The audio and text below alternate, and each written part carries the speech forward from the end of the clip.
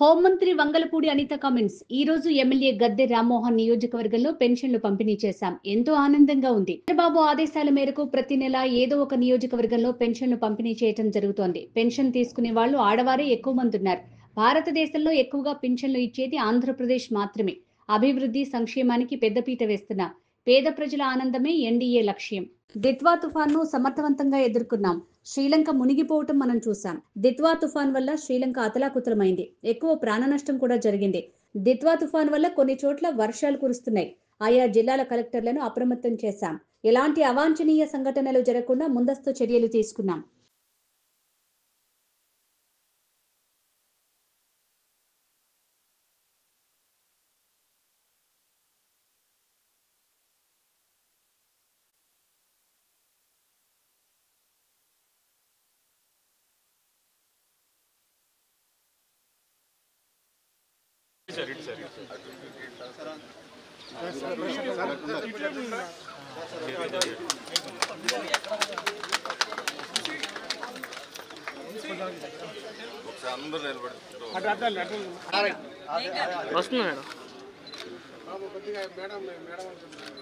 Okay madam right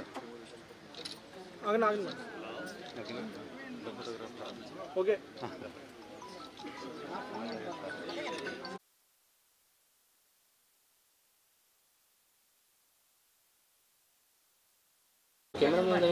ఎవరెవరో చూస్తారనుకోకూడదు. దేవుడు ఉన్నాడు, నీకు పెన్షన్ వస్తుంది నెల నెల, నీ కష్టం మీద నమ్ముకున్నావు. అర్థమైందా? నీకు ప్రతి నెల మన వాళ్ళందరూ వచ్చేస్తున్నారు కదా నీకు. దేవుడు శక్తి ఇచ్చాడు అంటే చంద్రబాబు గారు పెద్ద బిడ్డ సంతోషం.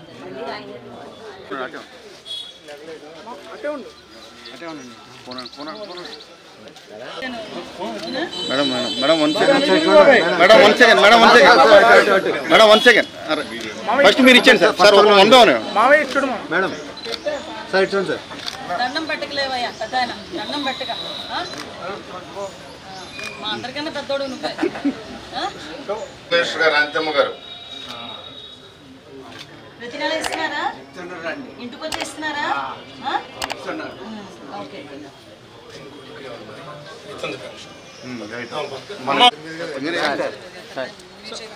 ఫస్ట్ పెన్షన్ ఓటేసి గెలిపించుకున్నావు. కష్టంలో 4,000 చూడమ్మా. మీ హస్బెండ్కి వచ్చేది కదా. మీ అందరికీ కూడా తెలుసు, ఎన్డీఏ కూటమి అధికారంలోకి వచ్చిన తర్వాత నుంచి కూడా ఏ ఒక్క నెల కూడా మిస్ కాకుండా ప్రతి నెల పెన్షన్లు ఇచ్చే కార్యక్రమానికి ఒక భరోసా కల్పించే పేదలకి భరోసా కల్పించే కార్యక్రమానికి సాక్షాత్తు ముఖ్యమంత్రి గారు నారా చంద్రబాబు నాయుడు గారు ప్రతి నెల కూడా ఒక్కొక్క నియోజకవర్గంలో ఒక గ్రామానికి వెళ్ళి ఆ గ్రామంలో పెన్షన్ డిస్ట్రిబ్యూషన్ చేయడమే కాకుండా ఆ గ్రామం తాలూకా స్థితిగతులు కూడా తెలుసుకునే విధానంలో ప్రతి నెల కూడా కంటిన్యూస్గా వెళ్ళే కార్యక్రమం మీ అందరికీ తెలుసు. దానిలో భాగంగానే ప్రతి నెల ప్రతి క్యాడర్ కూడా ఎన్డీఏకి సంబంధించిన కూటమి సభ్యులు అదేవిధంగా అధికారులు అందరూ కూడా ప్రతి పెన్షన్ కూడా ఇంటికి తీసుకెళ్ళి ఎర్లీ మార్నింగే తీసుకెళ్ళి వాళ్ళ ఇంటికి తీసుకెళ్లే కార్యక్రమాన్ని కూడా శ్రీకారం చుట్టడం జరిగింది. ఈరోజు చాలా ఇప్పుడు భారతదేశం మొత్తం మీద చూసుకుంటే పెన్షన్లు కూడా అతి ఎక్కువగా పెన్షన్లు ఇచ్చేది కూడా ఆంధ్రప్రదేశ్లో ఉన్న సంగతి కూడా మనందరికీ కూడా తెలుసు. ప్రత్యేకంగా ఈరోజు మనం పెన్షన్ సంగతి చూసుకుంటే ఒక్క డిసెంబర్ నెలలోనే 63,25,999 మందికి ఈరోజు పెన్షన్ ఇవ్వడం జరుగుతుంది. దాని పెన్షన్ రూపంలో సుమారు ఈ ఒక్కరోజు 2,739 కోట్ల రూపాయలు పెన్షన్ రూపంలో ఈరోజు పేదవాళ్ళకి ఇవ్వడం జరుగుతుంది.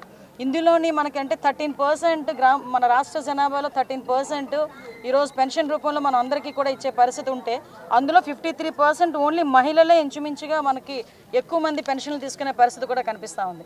ఈ పెన్షన్ విధానంలో కూడా చాలా క్లియర్గా గౌరవ ముఖ్యమంత్రి గారు సూపర్ 6లో భాగంగా చెప్పినప్పుడు 4,000 రూపాయలు పెన్షన్ చేస్తా అన్నప్పుడు చాలామంది ఎలా చేస్తారు ఏంటి అని కూడా అడిగిన సందర్భాలు ఉన్నాయి. దాన్ని కూడా చేసి చూపిస్తానన్నట్టుగా ఎలక్షన్ గెలిచిన తర్వాత ఇచ్చే కాకుండా ఒక నెల ముందుగానే దాన్ని అనౌన్స్ చేసి మేము ఎన్డీఏ కూటమి వచ్చిన తర్వాత 2 నెలలది కలిపి ఇచ్చిన సందర్భం కూడా మీ అందరికీ కూడా గుర్తు చేయాలి. ఎందుకంటే ఈరోజు ఒక అభివృద్ధికి ఎంత పెద్ద పీట వేస్తున్నామో సంక్షేమానికి కూడా అంతే పెద్ద పీట వేస్తూ ఈరోజు రాష్ట్ర అభివృద్ధి పదంలో ముందుకెళ్లే కార్యక్రమంలోని ఒక పక్కన పనిచేస్తూనే సంక్షేమానికి కూడా అంతే పెద్ద పీట వేస్తూ ప్రతి ఒక్కరు పేదల కళ్ళల్లో ఆనందం చూడాలనే ఉద్దేశంతో ఈరోజు గౌరవ ముఖ్యమంత్రి గారు చేస్తున్న ప్రతి పనికి కూడా ఎన్డీఏ కూటమి సభ్యులుగా మేమందరం కూడా వెనకాతలుండి ముందు ఆయనకు సపోర్టివ్గా ఉంటామని చెప్పి మీ అందరికీ కూడా తెలియజేసుకుంటూ ఈరోజు మన గద్దె రామ్మోహన్ రావు గారి కాన్స్టిట్యున్సీలో ఈరోజు ఇక్కడికి వచ్చి పెన్షన్ కార్యక్రమాల్లో నేను పాల్పంచుకోవడం అనేది చాలా ఆనందంగా ఉంది. ఎందుకంటే ఒక సీనియర్ మోస్ట్ లీడర్, ఒక సీనియర్ మోస్ట్ నాయకుడు 5 సార్లు ఎమ్మెల్యేగా నెగ్గి నియోజకవర్గంలో అభివృద్ధి కార్యక్రమాల్లో చురుగ్గా పాల్గొనడమే కాకుండా మాకులాంటి చాలా మందికి మార్గదర్శకంగా నిలిచే వ్యక్తి ఈరోజు. ఎందుకంటే చాలా మృదు స్వభావి, రాజకీయాలు ఉండేవాళ్ళు చాలా రఫ్గా ఉంటారు, అందులోని విజయవాడలో ఉండేవాళ్ళు కొంచెం రఫ్గా ఉంటారు అనుకుంటాం. కానీ మా గద్దె రామ్మోహన్ రావు గారిని చూస్తే నాకు ఎప్పుడు అనిపిస్తుంటుంది ఇంత సాఫ్ట్గా కూడా రాజకీయాలు చేయొచ్చు, 5 సార్లు కాదు 6 సార్లు కూడా గెలవచ్చు, ఇలా కూడా ఉండి అని చెప్పి ఇలాంటి సీనియర్ల ద్వారా మేము నేర్చుకున్న చాలా సందర్భాన్ని నేను చూస్తున్నా. ఈరోజు పెన్షన్ కార్యక్రమాన్ని కూడా సార్తో పాటు నేను ముందుకి వెళ్ళేటప్పుడు కూడా అక్కడ గమనించిన విషయం కూడా ఏంటంటే ప్రతి ఒక్కరిని కూడా పేరు పిలిచి ఆప్యాయంగా పలకరించి వాళ్ళకి అంటే పీపుల్ కన్సర్న్ ఎక్కువగా ఉండే వ్యక్తి ఈరోజు ఈ నియోజకవర్గంలో పెన్షన్ కార్యక్రమంలో పాల్గొనడం అన్నది నాకు చాలా ఆనందంగా ఉంది. అదే రోజు ఈరోజు కార్యక్రమంలో భాగంగా ఈరోజు సార్ కూడా ఒక శంకుస్థాపన కార్యక్రమాన్ని కూడా శ్రీకారం చుట్టడం జరిగింది. ఈరోజు ఎక్కడైతే ఈ రిటైనింగ్ వాల్ ఏదైతే ఉంది, రిటైనింగ్ వాల్కి కూడా 1,40,00,000 రూపాయలు పెట్టి ఈరోజు ఒక శంకుస్థాపన చేయడం కూడా చాలా ఆనందంగా ఉంది. దిత్వా తుఫాన్ మీ అందరికీ తెలుసండి. ఇప్పుడు శ్రీలంక అతలాకుతలమయ్యి ఇంచుమించుగా చాలామంది ప్రాణ నష్టం కూడా జరిగింది. ఓవరాల్గా మనం చెప్పాలంటే ఈరోజు ప్యారలల్గా వెళ్తుంది. ఇప్పుడు మనకి ఏంటంటే డీప్ డిప్రెషన్ నుంచి డిప్రెషన్కి కన్వర్ట్ అయింది. సో కొన్ని చోట్ల వర్షాలు పడే అవకాశాలు కూడా ఉన్నాయి. ఆ సంబంధించిన కలెక్టర్స్ అందరినీ కూడా అలర్ట్ చేయడం జరిగింది. ఎక్కడ కూడా ఎటువంటి అవాంఛనీయ సంఘటనలు జరగకుండా, ముఖ్యంగా హ్యూమన్ లాస్ జరగకుండా చేయాలని ఒకే ఒక కాన్సెప్ట్తో మేము ముందుకెళ్తున్నాం. ఏదైతే ప్రాపర్టీ లాస్ కూడా మినిమైజ్ చేయాలని కాన్సెప్ట్తో వెళ్తున్నాం. మీరు అబ్జర్వ్ చేసుకుంటేనండి ఇంతకు ముందు కన్నా ఈరోజు మనం చూసుకుంటే మోంతా తుఫాన్ బుడమేరు దగ్గర నుంచి గౌరవ ముఖ్యమంత్రి గారు ప్రత్యేకమైన దృష్టి పెట్టి తుఫాన్లు వచ్చేటప్పుడు ఎలా ఎదుర్కోవాలి, తుఫాన్ అనేది న్యాచురల్ కలామిటీ, దానికి సంబంధించి మనం ఎదురెళ్ళడం కాదు, దాని వచ్చిన తర్వాత దాని నష్టాన్ని ఎలా తగ్గించుకోవాలన్న దాని మీద ఈరోజు ఆర్టీజీఎస్తోని కూడా కోఆర్డినేట్ చేసుకొని డిజాస్టర్ మేనేజ్మెంట్ ఆర్టీజీఎస్ 2 కొలాబరేషన్తో కూడా ఈరోజు ఎలాంటి తుఫాన్ వచ్చినా కూడా ఎదుర్కోవడానికి సిద్ధంగా ఈరోజు మన యంత్రాంగం కూడా పనిచేస్తూ ఉంది. ఎంతవరకు పనిచేస్తుందంటే ఈరోజు రాష్ట్రం మొత్తం మీద ఎన్ని ఎంఐ ట్యాంక్స్ ఉన్నాయి, ఎన్ని బ్యారేజెస్ ఉన్నాయి, ఇలాంటివన్నీ కూడా మనం చెక్ చేసుకోవడం. ఏదైనా వర్షం పడిందంటే క్యాచ్మెంట్ ఏరియాస్ నుంచి ఎంతవరకు వాటర్ రావచ్చు, చుట్టుపక్కల ఎన్ని సెక్రటేరియట్స్ ఇన్యుండేషన్ జరుగుతుంది, జరిగితే కనుక అక్కడ మనం నియర్ బై ఎటువంటి షెల్టర్స్ ఉన్నాయి, ఇవన్నీ కూడా ముందుగానే ఆర్టీజీఎస్ నుంచి ఆ సంబంధిత అధికారులకి అలర్ట్ వెళ్ళే పరిస్థితి కూడా ఈరోజు మనం అంత టెక్నాలజీని కూడా బేస్ చేసుకుని ఈరోజు పనిచేస్తున్నాం. కాబట్టి ప్రజలు కొంచెం ఒకటే మేము కోరుకుంటున్నారంటే ఇలాంటి తుఫాన్ లాంటి విపత్కరమైన పరిస్థితులు వచ్చినప్పుడు ప్రభుత్వ యంత్రాంగానికి ప్రజలు సహకరించాల్సిందిగా కోరుకుంటున్నాం. హోమ్ మినిస్టర్ గారు అనిత గారికి మనస్ఫూర్తిగా కృతజ్ఞతలు తెలియజేస్తూ, ఇది మా కార్యకర్తలందరూ కూడా ఒక మోటివేషన్. ఎందుకంటే ప్రతి నెల ఉదయాన్నే 5 గంటలకి 6 గంటలకు మొదలుపెట్టి అందరూ కూడా పెన్షన్లకు వెళ్తున్న సందర్భంలో హోమ్ మినిస్టర్ గారు వాళ్ళు ప్రత్యేకంగా మన నియోజకవర్గానికి ఇచ్చేసి, విజయవాడ తూర్పు నియోజకవర్గానికి ఇచ్చేసి కొన్ని పెన్షన్లు ఇచ్చి వాళ్ళతో కూడా మాట్లాడటం జరిగింది. అందువల్ల ఇది ఒక మాకు మోటివేషన్. దాంతోపాటు కృష్ణానదికి రిటైనింగ్ వాల్ నిర్మించిన నారా చంద్రబాబు నాయుడు గారి మనస్ఫూర్తిగా కృతజ్ఞతలు తెలియజేస్తూ, దానితో పాటు ఇక్కడ ఈ ప్రాంతంలో ప్రత్యేకంగా గతంలో మున్సిపల్ కార్పొరేషన్ వాళ్ళు ఒక 400 మీటర్లు వాళ్ళ అవసరాల కోసం గోడ నిర్మించడం జరిగింది. ఆ గోడ కూడా 7, 8, 9 లక్షల వరకు కూడా ఆ గోడ స్టాండ్ అవుతుంది, నీళ్లు లోనికి రాకుండా. పోయిన సంవత్సరం 12 లక్షల క్యూసిక్స్ వచ్చినప్పుడు ఆ రోజు నారా చంద్రబాబు నాయుడు గారు అర్ధరాత్రి కూడా మర్నాడు పగలు 2 పర్యాలు వచ్చి పరిశీలించడం జరిగింది. ఆ రోజున అది పొర్లి, ఈ ఉన్న గోడ పొర్లి నీళ్లు వచ్చి చాలా కుటుంబాలకు ఇబ్బంది జరిగి ప్రభుత్వానికి కూడా చాలా నష్టం వచ్చింది. అందువల్ల దాన్ని కూడా పూర్తి చేయడానికి నారా చంద్రబాబు నాయుడు గారి ఆదేశాల మేరకు కార్పొరేషన్ వారు 1,60,00,000 రూపాయలు వెచ్చించి దాన్ని కూడా నిర్మాణం చేస్తే, ఇక ఇప్పుడు కూడా మనం చూసాం ఈ సంవత్సర కాలం 6 నెలల పాటు వరద వచ్చింది.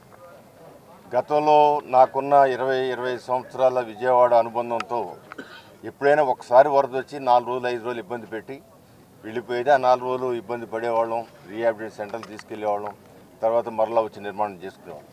కానీ ఈసారి 5 నుంచి 6 నెలల పాటు కంటిన్యూస్గా వరద ఉంది. ఈ వరద నుంచి 1,00,000 కుటుంబాలు ఉన్న ఈ ప్రాంతాన్ని కాపాడింది ఈ రిటైనింగ్ వాల్. అందువల్ల ఇది కూడా కాస్ట్ కూడా పూర్తి చేస్తే గత సంవత్సరం 200 సంవత్సరాల నాడు పడిన వర్షం మరలా అంత ఉధృతంగా వర్షం పడి అటు బుడమేరు పొంగి విజయవాడ నగరం అంతా అతాకుతున్న సందర్భంలో ఇక్కడ ఈ చిన్న ప్రాంతం నుంచి వచ్చే నీళ్ల వల్ల కూడా కొన్ని కుటుంబాలు ఇబ్బంది పడ్డాయి.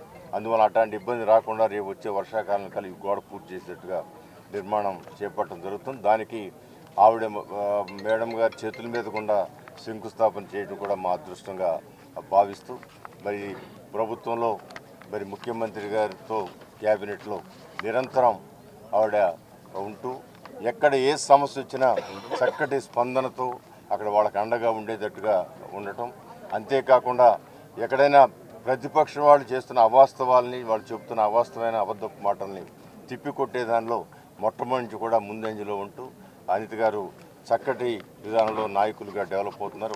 ఆవిడ కూడా మనస్ఫూర్తిగా నా ఆశీస్సులు తెలియజేస్తూ మరొకసారి ఈ కార్యక్రమం ఇచ్చేసి మమ్మల్ని అందరినీ ఆనందపరిచిన